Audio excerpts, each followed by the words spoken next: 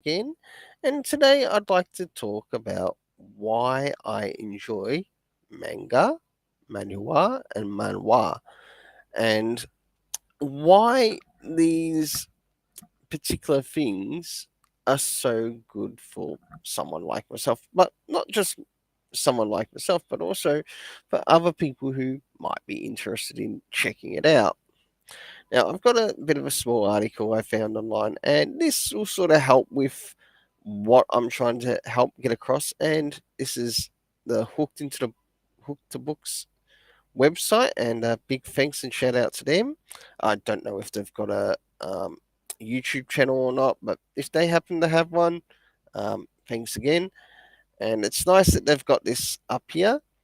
And as we can see here, we've got a bit of a it shares a bit of a difference between each of these particular types of comics and where they actually originate from. Now, to those who saw ma- um, my Monkey Prince review, especially of issue one, um, you'll see in that particular one that I talk about the difference of how um, each m- manga, manhwa, and manhua is slightly different. Now, this is just to give a little bit more of a briefer understanding um, in the story, and of course, it shares that yes, it shows where what areas these stories come from, and you know what, I personally enjoy that. Now, one as this video also goes up, I've also been talking to someone at a new store here in Melbourne, Australia, in the CBD. And yes, this person runs a store called Moko Select, and one of the things that I sort of enjoy talking with the person, I'm like very new to their store, but I definitely enjoy what their store offers because they offer basically figurines in relation to, say, for manga, um, maybe a little bit of manhwa, plus additional things. And they even get in like comic related stuff. And of course, we've got a bit of a talk here about the rise of manga. And one thing that I really enjoy about manga is that, or about with all three of these particular um, types of comics, is that they are not afraid in any way to explore the main character hero's journey, especially if you're looking for something that respects the journey along the way. Um, where a lot of the Western comics these days have really fallen short of that journey. And no hate against the Western comics, there are a number of Western comics that I also pick up too. Like, I'm not afraid to pick up manga, I'm not afraid to pick up manhwa, I'm not afraid to pick up manhua. Why? Because all of these things have something that they can offer. Um, whether it's the artwork, each artist is completely different. And as you can get a bit of a visual reference here, um, not all of these characters' eyes are big and boldy, as you can see here. In fact, there's a character in this picture, or actually a few characters that I have read about here. There's a character from Blue Exorcist, there's Naruto, and also One Punch Man. And I'm slowly moving on to Bleach, and you can see those characters there, and you can certainly see that there is a difference in the art style. Um, we, and of course, there's Monkey D. Luffy. Of course, when you look at the older manga, for example, such as whether you go to the Osamu Tezuka, Astro Boy, Um, don't get me wrong, Astro Boy is an incredible series, and I'd actually like to revisit it, maybe even on the channel too. Um, but with that, we also get a list of other things that we learn too. because if it's one thing with a number of these writers or creators of manga, manhwa, and manhua, they also share some of the things that inspire them to do said manga. And you won't believe what some of the answers are. For example, My Hero Academia.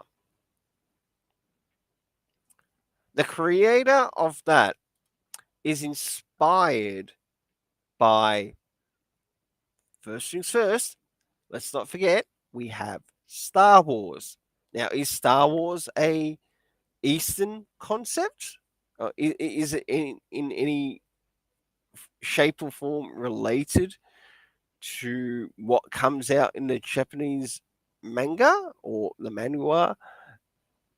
Not much at all. Why? Because it's an exploration of science fiction to science fiction fantasy, and it's absolutely incredible. And you will have stories based on that, and you'll also see that in the manhwa and the manhua as well. Why? Because they are inspired by what the West has given to the East. And then you have the West trying to give to the East, but sometimes it lands on deaf ears. I mean it. It can land on deaf ears, including in some of the comics. Um, but I think one good direction to which, for example, DC is taking at the moment, and that is with the Monkey Prince series, because if it's one series um, that I really enjoyed when younger, and I also shared a review of it on the channel, and that was on the Monkey series, and it is incredible. Yes, even though it was done by Japan, it respects its origins, which belong in that of China, and it is an amazing story. So, if the East can be even inspired from things in the East, so Japan being inspired by things in Japan, in China, but also Japanese history, etc. Right? What should make the West any different? Yes, they're not afraid to explore politics. Yes, they're not afraid to explore other things as well. But it's not done to a point to where it's over the top, in your face, 24/7.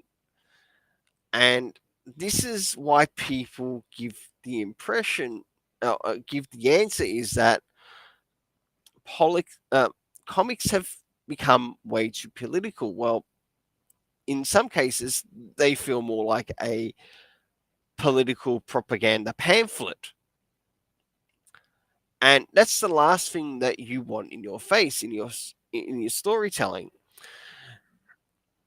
Now, I've also heard some people say, yes, comics are political. Well, in some essences, yes, other essences, no. But where are you going for your source, even for your definition to which you are getting the politicized comic? Because when you look at, say, for example, DC Comics and Marvel Comics, a lot was being done at the time to sort of like bring out their own heroes, which represented the US, and also their ideals. And that is all fine. Even Australia has its own comics, to which it also represents its ideals from things like the Fair Go and other things. Um, but we also want to explore Like, for example, what would happen if the Earth rebooted? Now, that's sort of seen, for example, in example Doctor Stone. Even though Doctor Stone is set in a post-apocalyptic future, looking to sort of like get some normalcy using science, that is a fantastic idea. And even though the series has ended, I would love to see it come back for maybe a sequel. But all it was sort of like exploring the clash of ideas. That's all it was. Nothing more, nothing less. Yes, it still had science in it. Yes, it still had character growth in it. But we still got other things that built up these characters and built up this world. Another thing, too, is that a number of the Western characters have also forgotten um, much of the world building, because the world building not only consists of its own characters but also the places that make up where these characters go to. If it's Superman, where is his main place of operations? Well, for Superman himself, it's Metropolis. But when he's um, teamed up with all the Justice League, it's either in the Watchtower or the Hall of Justice.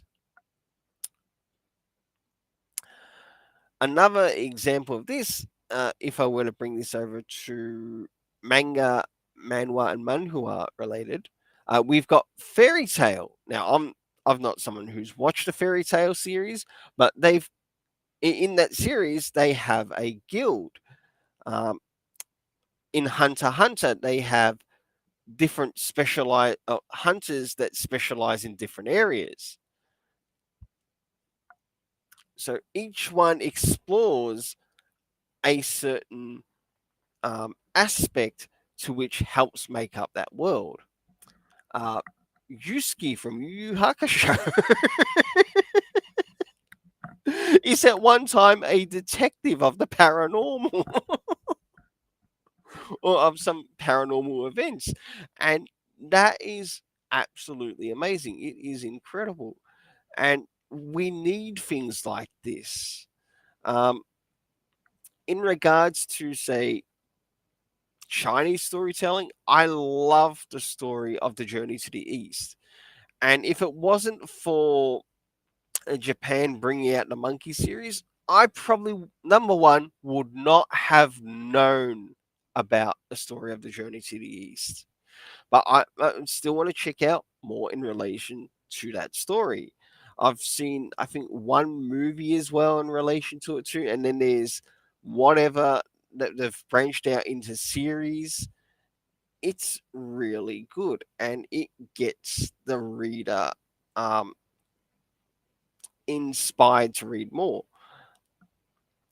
Why? Because not only are we exploring this character's journey, we're also exploring this character's journey even with their friends.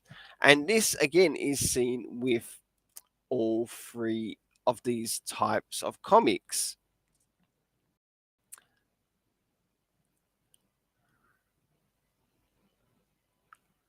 Yes, they're from different regions,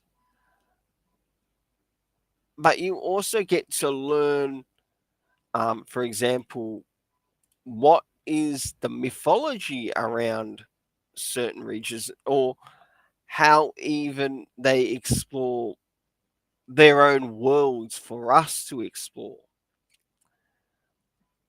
Now, moving into, say, for example, back again to the Western comics, we do need to see basically the rebirth, and I mean the rebirth of the hero's journey, right? End this politics garbage. Let's restore the hero's journey. Sure, I don't care if you've got a character who we learn later on is gay. Like, one good example for that I want to bring up is um, Gotham Academy, done by Becky Cloonan. One of the characters in that particular series, Colton, was gay, and we didn't learn until that character was gay until later on in the storytelling. But even in the three mentioned here, Manga, Manhua, and Manwha, they too explore the LGBTIQ alphabet group, whatever, however you want to say it. But they do it. They do these stories separately in their own books. So normally, when you see a lot of these books, it's actually done in its own particular run. And trust me, some of these books can get cult status. Other books can get popularity to which it's popular enough that it ends up either becoming an animated series to even a live action series.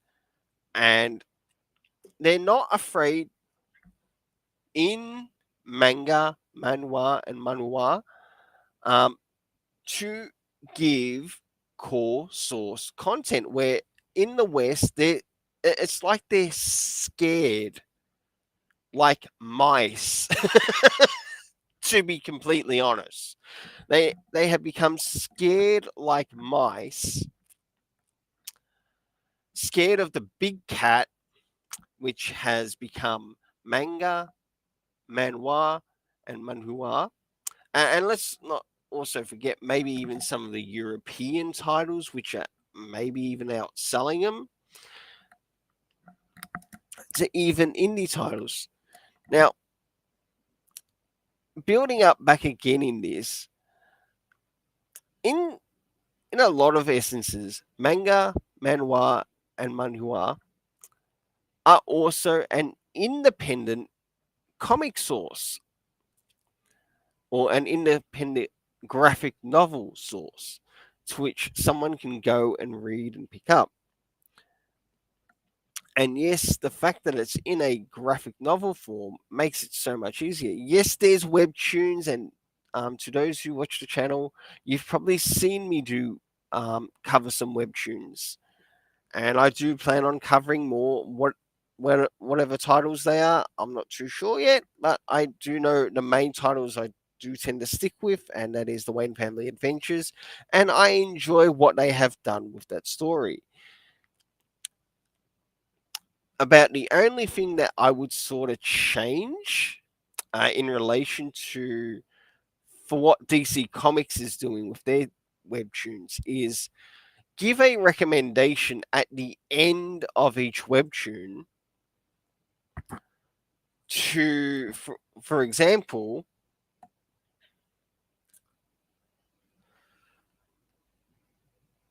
put the or put some comic titles in there that connect in relation to the characters that are shown in the story. That is the only other additional thing that I would add, because you do see this with manga titles, even manhwa titles.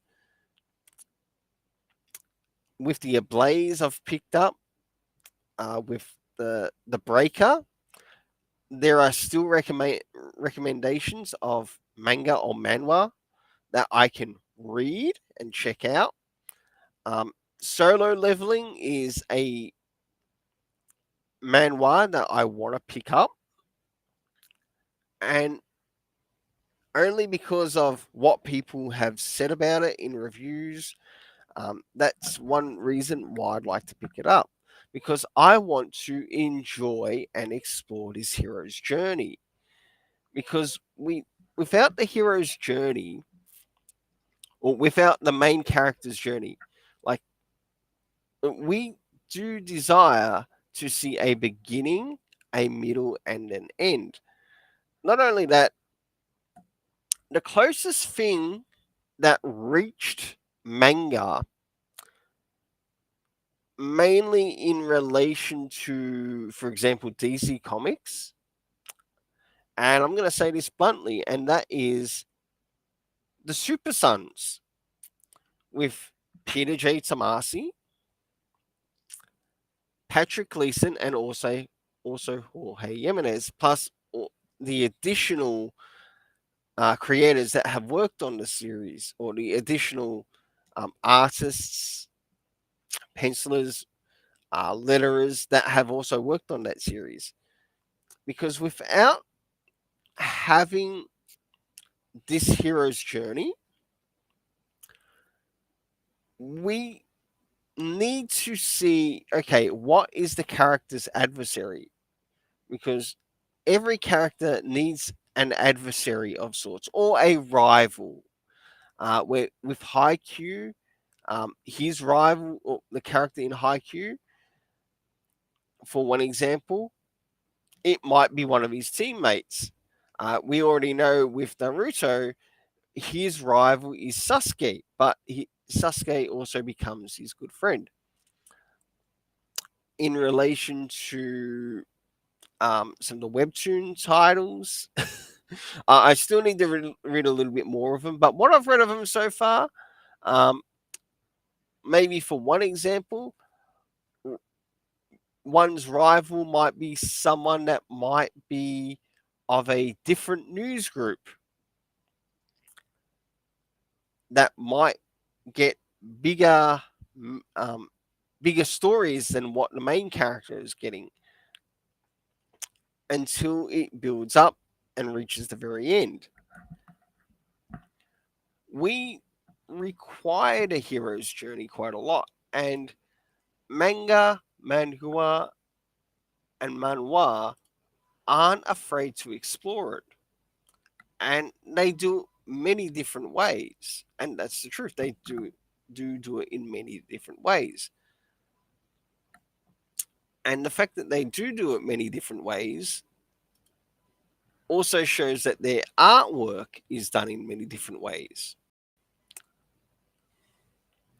and also story is done in many different ways.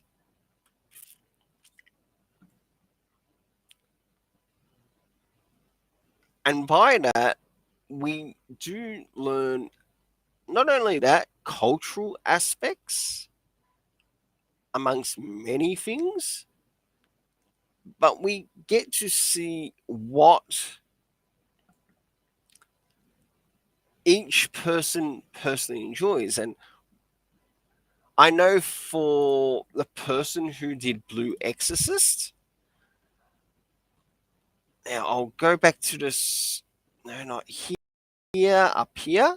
The person who did Blue Exorcist, Kazukato, they are a female manga creator. And one of her inspirations was the Grimm's fairy tales. That's right, the Grimm's fairy tales. And to those who have maybe even read up or know about the Grimm fairy tales, will know that each story has its own beginning, middle, end. It's also got its own separate characters. Some stories more darker than others. And then there's Black Clover, for example. That's another one. Now, we know that Black Clover also explores, say, for example, a lot of European history in its own way, but in a fictional point of view, but also explores the area of the supernatural and why they are basically caught in awe that we in the West sometimes tend to stray away from our roots. And sometimes it takes the outsider looking in to remind us in the West of our roots, right? Of the things that make or that made some of our storytelling so awe-inspiring to this particular writer or this particular creator. So who knows? Maybe there might be someone who would want to do a manga, manhwa, or manhwa series on Skippy the Bush Kangaroo, but it's not going to be called Skippy the Bush Kangaroo. It might be called something else. And that's just going from an Australian aspect, because in Australia, Skippy is a bit of a series that went ongoing for a couple of seasons and then eventually stopped. And with it eventually stopping, we didn't really get much of that. But for someone that might be on the outside looking in, they might see this series and think, "Oh, this is great! I could totally create a story around a kangaroo type hero." And then when we see where they look, where they are inspired to, it reminds us, oh, that was a part of our history and still is a part of our history. It's something that we should not forget. And this is why manga, manhwa, and manhua is also there. It can also be there to make sure that we don't forget these things that made stories great for us, even in the West. Now, the hardest thing for many of the things today, especially in storytelling, is trying to match what the East is doing in how they respect it, and looking at the sales, especially between manga, manhwa, and manhua compared to Western comic sales. Yeah, at the moment, they're giving the West a big owl. Right? Yes, we might have our different range of writers. And because we do have our different range of writers, some people are better for other projects over projects that they're actually put on. One example is,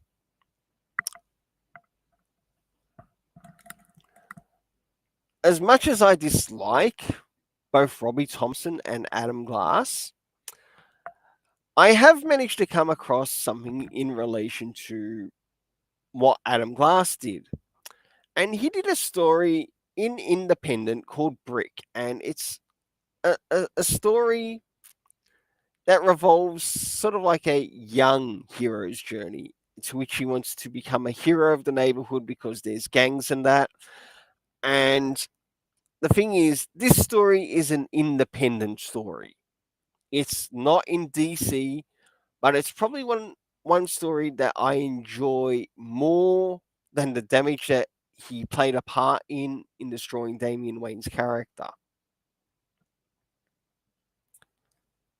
Why? Because that hero had a journey. Yes, that hero got to explore the supernatural, but we also got to see that character learn to stick up for themselves.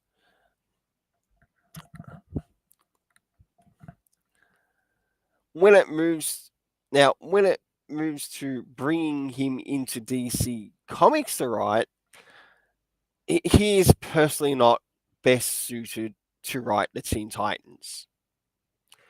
I disliked what happened with him. Well, I totally disliked what happened with Damian Wayne's character in the Teen Titans. I disliked it to the core. Why? Because there were things that were done to Damian Wayne character that literally removed the heart of his character. Yeah, it did show some things to his character. In other words, that he could actually choose some people um, of variant abilities, maybe of variant backgrounds, plus still bring in some that the public might know. I still dislike the character of the Jin.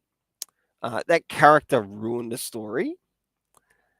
If anything, she was the equivalent of Deathstroke meets Terra from the Judas contract, and it was terrible. And it's just something that needs to die off. Like, if you're going to bring in a character that might be a genie, how about you bring one about the same age as Damien's character, not a different age as Damien's character? Then there's the nasty stuff that Robbie Thompson did, and that is disgraceful too. And then there's like other things that also happened.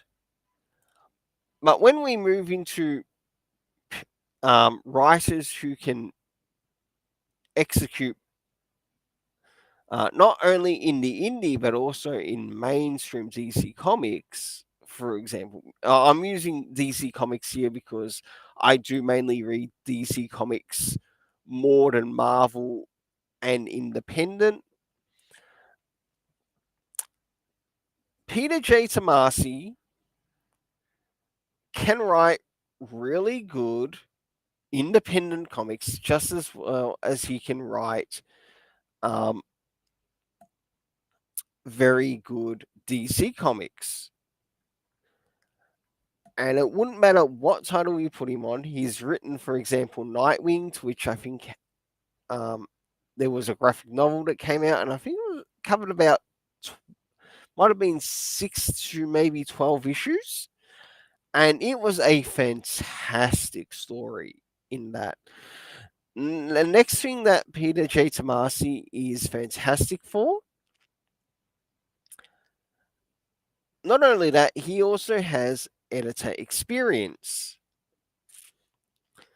And that is Batman and Robin. Absolutely incredible run. Of course, the Superman Rebirth run and also the Super Sons. These are all amazing titles done by one creator. Now, I could now apply this to, for example, maybe a manga because it's easier because I've read more manga than manhwa and additional titles. Um, the creator of Fairy Tail has written quite a number of titles. Not just Fairy Tail, he's done Rave Master, so that was one of his first titles. Then it was Fairy Tail. He also did another one called Heroes, just a short story, but I do believe there is going to be a sequel to that. Then we have another one, the 1,000 Year Quest. I think it. No. 100 Year Fairy Tale, 100 Year Quest, and then there's Eden Zero. So it shows the projects that this creator has actually done, and you have many people go and enjoy it. I have personally been reading Hiro Mashima's In Zero, and I really enjoy it. And this story is done specifically so it's easier for Westerners to enjoy, and that is why that series has been done. And it's really nice to see that how one place can be inspired by another place, and by that and by both groups of people being inspired by each other, it also reminds us that sometimes for us to succeed, even here in the West, we need to return to the roots. Now, the best example with that, for example, DC Comics was DC Rebirth. That is the best example that I can use here. Nothing more, nothing less. Because out of DC Rebirth, we had um, Superman, which was being written by Dan Jurgens, but Dan Jurgens also worked on the Batman Beyond run, which I also enjoyed. Um, then we had Peter J. Tomasi working on Superman.